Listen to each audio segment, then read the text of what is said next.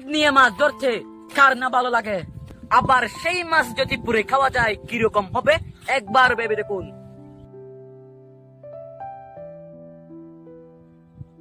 এটা তো স্বপ্নে দেখছিলাম, এবার এটাকে বাস্তবায়ন করার সময় এসে গেছে। তো বরকি তৈরি করতে কি কি লাগে সেগুলো আমরা এখন দোকান থেকে কিনে আনবো। তো চলুন, লেটস গো। হ্যালো গাইস, এখন আমরা রক, সীসা এবং বরকি সবকিছু এখান থেকে কিনবো। আর আমাদের সবকিছু কেনা ডান, আমরা এখন বাড়ি ফিরে যাব। তো দেখতে পাচ্ছেন আমি এখন বাড়ি ফিরে যাচ্ছি। চুরি করতেছি।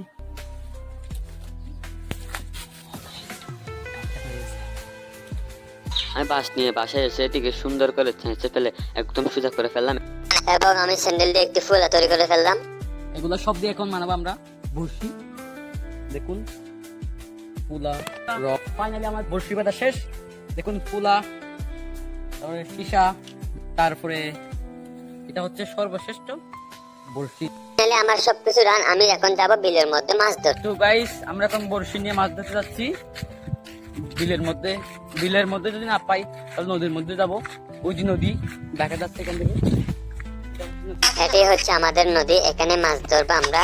আমরা এখন মাছ ধরতে চলে আসলাম। গাইস দেখুন চিংড়ি মাছ এটা। তো এখন আমি মাছ ধরতেছি, অনেকক্ষণ হয়ে গেল একটিও মাছ ধরতে পারলাম না। আমার অনেক বিরক্ত লাগতেছে, একদম ভালো লাগতেছে না, কি করব। ওই যে একটু করে নাড়া দিয়েছে মাছে আমাদেরকে। ও গাইস, একে পেয়ে গেছি। এটা এখন আমরা ফুরে খাবো। আমার স্বপ্ন পূরণ হয়েছে গাইস, চলে আসুন। আজকে আমরা মজা করে খাবো এই মাছটি। দেখেন আমরা নদী থেকে কিরকম মাছ পেয়েছি। গাইস দেখুন, আমরা এখন মাছ পুরার জন্য, মজা করে খাওয়ার জন্য কিরকম কষ্ট করতেছি, সবকিছু রেডি করতেছি।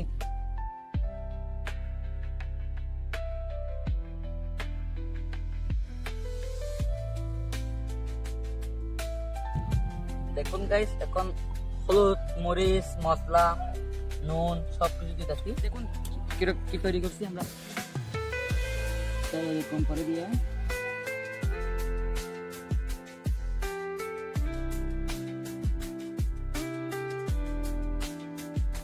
ফাইনালি বন্ধুরা, আমার স্বপ্ন আমি পূরণ করে ফেলছি।